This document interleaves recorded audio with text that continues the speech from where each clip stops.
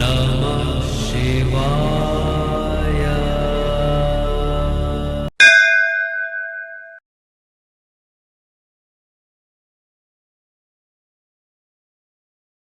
அனைவருக்கும் வணக்கம். நான் உங்கள் தம்புரான் ரிஷமானந்தர். 18/4/2024 குரோதி வருடம் சித்திரை மாதம் 5ஆம் நாள், அருமையான வியாழக்கிழமை, தசமி திதி சேர்ந்திருக்கிறது. ஆல்பர்ட் ஐன்ஸ்டைன் அவர்களுடைய நினைவு தினம், உலக பாரம்பரிய தினம் என்று. ஆல்பர்ட் ஐன்ஸ்டைனை பற்றி உங்கள் குழந்தைகளுக்கு சொல்லிக் கொடுங்க. நாம் ஏன் ஒவ்வொன்றும் உங்கள் குழந்தைகளுக்கு சொல்லிக் கொடுங்க, நீங்கள் தெரிஞ்சுக்க நம்ம சொல்கிறதே இல்லை. ஏன் உங்கள் குழந்தைகளுக்கு சொல்லிக் கொடுக்குறோம் அப்படின்னா, 5இல் வளையாதது 50இல் வளையாது. ஆல்பர்ட் ஐன்ஸ்டைனை பற்றி ஒரு புத்தகம் வாங்கி கொடுங்க. ஒரு புத்தகம் வாங்கி உங்கள் குழந்தைகளுக்கு கொடுத்து, ஒரு பேஜ் படிப்பா அப்படின்னு சொல்லிக் கொடுங்க. டெய்லியும் ஒரு பேஜ் படித்தானா 100 நாளில் 100 பேஜ் படிச்சுவான். அப்போ 100 நாளில் 100 பேஜ் படிச்சிட்டான்னா ஐன்ஸ்டைனை பற்றி அவனுக்கு தெரிஞ்சிடும். நாளைக்கு ஒரு கேள்வி ஐன்ஸ்டைனை பற்றி கேட்டால் அவன் வந்து சரளமாக நாளைக்கு ஒப்பிக்க ஆரம்பிச்சிடும் உங்களுடைய குழந்தை. ஒரு நாளைக்கு ஒரே ஒரு மாற்றம், 100 நாளைக்கு 100 மாற்றத்தை சந்தித்து விடலாம். அதனால் ஐன்ஸ்டைனை பற்றிய புத்தகத்தை வாங்கி உங்களுடைய குழந்தைக்கு கொடுங்க. வியாழக்கிழமை காலை 6 to 7, மதியம் 1 to 2 குருவரை இருக்கிறது. குருவரையில் அன்னதானம் செய்யுங்கள். அதே போல் குருவரையில் பிறருக்கு உணவளியுங்கள். குரு பகவானை வணங்குங்கள். தட்சிணாமூர்த்திக்கு கொண்டக்கல்லை மாலை கட்டி போடுங்க. புதன்கிழமை இரவு ஒரு வெள்ளை துணியில் கொண்டக்கல்லையை வந்து கட்டி தலகாணி கடையில் வச்சு படுத்து தூங்கிட்டு, அடுத்த நாள் காலையில் எந்திரிச்சு அதை கொஞ்ச நேரம் ஊற வச்சு அதில் மாலையாக கோர்த்து தட்சிணாமூர்த்திக்கு கொண்டே போட்டுவாங்க. உங்கள் வாழ்க்கை வளமாக இருக்கும். குரு பகவான் உங்கள் வாழ்க்கையை இனிக்க வைத்து விடுவார். அதுதான் விஷயமே. முடிந்த அளவுக்கு இந்த தீர்க்க முடியாத பிரச்சனைகள் எல்லாம் வியாழக்கிழமை மதியானம் 1 மணிலேருந்து 2 மணி வரைக்கும் பேசுங்க. இது ஒரு சூட்சமமான நேரம். கேஸ் போடுறதுனா இந்த நேரத்தில் போடலாம். ஒரு தீர்க்க முடியாத பிரச்சனை அப்படின்னா இந்த நேரத்தில் தீர்க்கலாம். அதே போல் நிறைய நல்ல விஷயங்களை இந்த நேரத்தில் செய்யலாம். ரொம்ப நாளாக சண்டை போட்ட மனைவியை கூப்பிடவே முடியலன்னா அந்த நேரத்தில் போய் கூட்டிகிட்டு வாங்க. ரொம்ப நாள் இதை பேசணும்னு நினச்சிக்கிட்டு இருக்கேன் அப்படின்னா அந்த நேரத்தில் பேசுங்க. வேறு யாருக்கிட்டையாவது ஏதாவது ஒரு விஷயத்த பேசி முடிக்கணும் அப்படின்னா அந்த நேரத்தில் போய் பேசி முடியுங்கள். வாழ்க்கை வளமாக இருக்கும். குருநாதருக்கு வாழ்த்து சொல்லுங்கள். குருநாதர் ஸ்டேஜில் இருக்கிறவங்களுக்கு மரியாதை கொடுங்க. குருவை வணங்குங்கள். குரு இல்லாத பாடம் குருட்டு பாடம். குருவை வணங்க வாழ்க்கை வளமாக இருக்கும். வாழ்க்கை வளமாக இருக்கும். ஏன்னா இப்போ அந்த வர வியாழக்கிழமை அன்றைக்கி எல்லோரும் ஸ்வீட் வாங்கி கொடுக்க ஆரம்பிச்சிட்டாங்க. நானும் பார்த்துக்கிட்டே இருக்கேன். நிறைய ஸ்வீட் பாக்ஸாக வந்துட்டுருக்கு வியாழக்கிழமை. இல்லாதவர்களுக்கு வாங்கி கொடுங்கள். வாழ்க்கை மகிழ்ச்சியாக இருக்கும். என்னுடைய ஆசீர்வாதம் உங்கள் அனைவருக்கும் உண்டு. நான் சென்னையிலேயே இருந்தாலும் முத்துரத்னத்தையும் சில்தாரையும் நம்ம கவிசலா சுவாமிநாதனையும் நான் இங்கேருந்தே வாழ்த்திடுறேன். ஏன்னா நீங்களாம் தான் நமக்கு ஸ்வீட் பாக்ஸ் அனுப்புகிறது. எந்த இடத்துலையும் என்னை மறக்காமல் இருக்கக்கூடிய பல உள்ளங்களுக்கு நான் என்ன செய்ய போகிறேனோ தெரியவில்லை. எவ்வளவோ பேர் நான் பார்த்து அசந்து போகிறேன். ஒரு சில பேரை தான் சாமி சொல்கிறாரு, நம்ம பேர்லாம் சொல்ல நினச்சிக்காதீங்க. எல்லோரும் நிறைய என் மீது மரியாதை வைத்திருக்கிறீர்கள். அவங்க அனைவருக்கும் என் குருநாதர் சார்பாகவும் எனது சார்பாகவும் நீங்கள் வளமோடு மகிழ்ச்சியாக வாழ எம்பெருமான் அருளாசி புரிய வேண்டுமென வேண்டிக் கொள்கிறேன். வாங்க, திதி, யோகம், கரணம், நாள், நட்சத்திரம் என்ன சொல்கிறது பஞ்சாங்கம் பார்ப்போம்.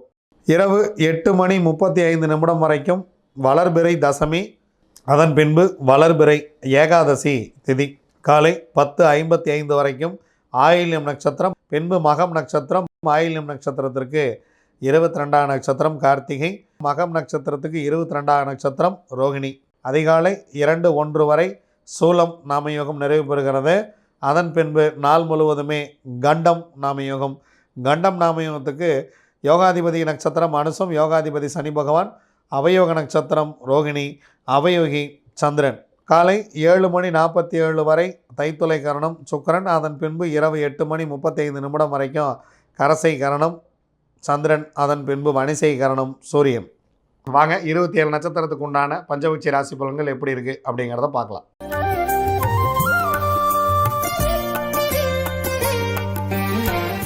அஸ்வினி, பரணி, கார்த்திகை, ரோகிணி, மிருகசீரிசம். உங்களுடைய பக்ஷி வல்லூர் இன்று படுபட்சி. முக்கியமான வேலைகள் இருந்தால் நாளை பார்த்து கொள்ளலாம், வெள்ளிக்கிழமை பார்த்து கொள்ளலாம். ஏன்னா வியாழக்கிழமை சிறப்பாக இல்லை. ஸோ இந்த நாள் முழுவதுமே உங்களுடைய பட்சி படுபட்சியாக இருக்கிறது. இறை வழிபாட்டை மேற்கொள்ளுங்கள். இறைவனை வழிபடுங்கள். இறைவனோடு கலந்துருங்கள். நீங்கள் முக்கியமாக ஏதாவது தூங்குற மாதிரி இருந்தாலோ அல்லது நீங்கள் சிரமப்பட்டு ஏதேனும் ஒரு வேலை செய்கிற மாதிரி இருந்தாலோ உங்கள் வாழ்க்கையை மாற்றும் நிகழ்வு ஏதேனும் இருந்தாலோ அதை அடுத்த நாள் பார்த்து கொள்ளலாம். திருவாதிரை, புனர்பூசம், பூசம், ஆயில்யம், மகம், பூரம் உங்களுடைய பட்சி ஆந்தை.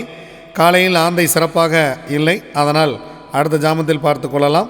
2ஆம் ஜாமம் ஊன் 75% காரிய வெற்றி. 3ஆம் ஜாமம் உங்களுடைய பறவை நடை 50% வெற்றி. 4ஆம் ஜாமம் மிக சிறப்பாக இருக்கிறது. காரணம் 100% காரிய வெற்றி அரசில் இருக்கிறது.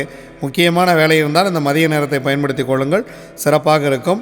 5ஆம் ஜாமம் உங்களுடைய பறவை துயில் 25% காரிய வெற்றி. 6ஆம் ஜாமம் நடை 50% வெற்றி. 7ஆம் ஜாமம் துயில் 25% வெற்றி. 8ஆம் ஜாமம் ஊன் 75% வெற்றி. 9ஆம் ஜாமம் அரசு 100% காரிய வெற்றி. 10ஆம் ஜாமம் சிறப்பாக இல்லை. பிரம்ம முகூர்த்தத்தில் ஏதேனும் தூங்குவதாக இருந்தால் அல்லது அதிகாலையில் தூங்குவதாக இருந்தால் முன்கூட்டியே நீங்கள் அதை பிளான் பண்ணி கொஞ்சம் முன்னாடியே கிளம்பி நீங்கள் அந்த வேலையை போய் செய்வது உங்களுக்கு வெற்றியை கொடுக்கும். உத்திரம், அஸ்தம், சித்திரை, சுவாதி, விசாகம் உங்களுடைய பக்ஷி காகம். முதல் ஜாமம் ஊன் 75% காரிய வெற்றி. 2ஆம் ஜாமம் நடை 50% வெற்றி. 3ஆம் ஜாமம் சிறப்பாக இருக்கிறது. அடுத்து 2 ஜாமங்களும் உங்களுக்கு சிறப்பாக இல்லை. ஏன் அப்படின்னா நீங்கள் செய்யக்கூடிய முக்கியமான வேலையெல்லாம் பிளான் பண்ணிக்கிங்க. அடுத்து 2 ஜாமம் உங்களுக்கு சிறப்பாகவே இல்லை. கிட்டத்தட்ட அப்படியே தொடர்ந்து உங்களுக்கு மீடியமான ஒரு நாளாகவே இருக்கிறது. அதனால் ரொம்ப முக்கியமாக செய்ய வேண்டிய வேலையை இந்த மதிய நேரத்தை பயன்படுத்தி கொள்ளுங்கள். 4ஆம் ஜாமம் துயில் உங்களுக்கு 25% காரிய வெற்றி. 5, 6 2 ஜாமங்களுமே உங்கள் பறவை சிறப்பாக இல்லை. 7ஆம் ஜாமம் நடை 50% காரிய வெற்றி. 8ஆம் ஜாமம் துயில் 25% காரிய வெற்றி. 9ஆம் ஜாமம் ஊன் 75% காரிய வெற்றி. 10ஆம் ஜாமம் பிரம்ம முகூர்த்தம் மிக மிக சிறப்பாக இருக்கிறது. எடுக்கக்கூடிய காரியம் 100% வெற்றியை கொடுத்துவிடும். அனுஷம், கேட்டை, மூலம், பூராடம், உத்திராடம் உங்களுடைய பக்ஷி கோழி. முதல் ஜாமம் நடை 50% வெற்றி.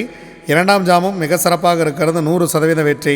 அடுத்த 2 ஜாமம் உங்களுக்கு சிறப்பாக இல்லை. 3ஆம் ஜாமம் துயில் 25% வெற்றி. 4ஆம் ஜாமம் சிறப்பாக இல்லை. 5ஆம் ஜாமம் ஊன் 75% காரிய வெற்றி. 6ஆம் ஜாமம் இந்த மாலை வேலையை பயன்படுத்தி கொள்ளுங்கள், மிக மிக சிறப்பாக இருக்கிறது, 100% வெற்றி. 7ஆம் ஜாமம் பறவை சிறப்பாக இல்லை. 8ஆம் ஜாமம் நடை 50% வெற்றி. 9ஆம் ஜாமம் துயில் 25% வெற்றி. 10ஆம் ஜாமம் ஊன் 75% வெற்றி. திருவோணம், அவிட்டம், சதயம், பூரட்டாதி, உத்திரட்டாதி, ரேவதி உங்களுடைய பக்ஷி மயில். பொன்னான வேலை காலையில் துவங்குகிறது, 100% காரிய வெற்றி. முதல் ஜாமம் மிக மிக அருமையாக இருக்கிறது. வியாழக்கிழமை மிக சிறப்பாக உங்களுக்கு துவங்குகிறது. அடுத்த 2 ஜாமம் உங்களுக்கு சிறப்பாக இல்லை. அதனால் முக்கியமான வேலை இருந்தால் இந்த நேரத்தில் பிளான் பண்ணுங்கள். நான் காலையில் ஆஃபீஸே 8:30 மணிக்கு மேலே தான் போவேன். நான் என்ன பிளான் பண்ணுறேன்னா உட்காந்து நீங்கள் இன்றைக்கி ஆஃபீஸில் செய்ய வேண்டிய வேலை என்ன அப்படிங்கிறத எழுதுங்க. நீங்கள் முக்கியமாக யார்கிட்ட பேசணும் அப்படிங்கிறதெல்லாம் யோசனை பண்ணுங்கள். என்னென்ன பண்ணணுங்கிறதெல்லாம் அரசு வேலையில் திட்டமிடுங்கள். அதுவே மிகப்பெரிய ஒரு வெற்றியை கொடுக்கும். 2ஆம் ஜாமம் துயில் 25% வெற்றி. 3ஆம் ஜாமம் சிறப்பாக இல்லை. 4ஆம் ஜாமம் ஊன் 75% வெற்றி. 5ஆம் ஜாமம் நடை 50% வெற்றி. 6ஆம் ஜாமம் ஊன் 75% காரிய வெற்றி. 7ஆம் ஜாமம் உங்கள் பறவை சிறப்பாக இருக்கிறது, 100% காரிய வெற்றி. 8ஆம் ஜாமம் உங்கள் பறவை சிறப்பாக இல்லை. 9ஆம் ஜாமம் உங்கள் பறவை நடையில் இருக்கிறது, 50% காரிய வெற்றி. 10ஆம் ஜாமம் உங்களுடைய பறவை துயில் 25% காரிய வெற்றி. முக்கியமாக பிரம்ம முகூர்த்தத்தில் ஏதேனும் செய்கிற மாதிரி இருந்துச்சுன்னா தவிர்க்க முடியாத அன்றாட வேலையாக இருந்தால் செய்யுங்கள். தவிர்க்க முடிந்தால் விடியட்டும், அடுத்த நாள் பார்த்து கொள்ளலாம். இதுவரைக்கும் வியாழக்கிழமை பஞ்சபக்ஷி ராசி பலன்கள் எப்படி இருந்தது அப்படிங்கிறத பார்த்தோம். வெள்ளிக்கிழமை பஞ்சபக்ஷி என்ன சொல்கிறத பார்ப்போம். என்றும் நான் உங்கள் தம்புரான் ரிஷபானந்தர். நன்றி, வணக்கம்.